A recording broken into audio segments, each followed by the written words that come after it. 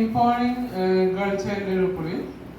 এখানে আমি এই ছবিটা দিয়ে বোঝাতে চেয়েছি যে মেয়েরা যদি পড়াশোনা করে তাহলে অনেক কিছু হতে পারবে, যেমন police officer, singer, painter, engineer, doctor.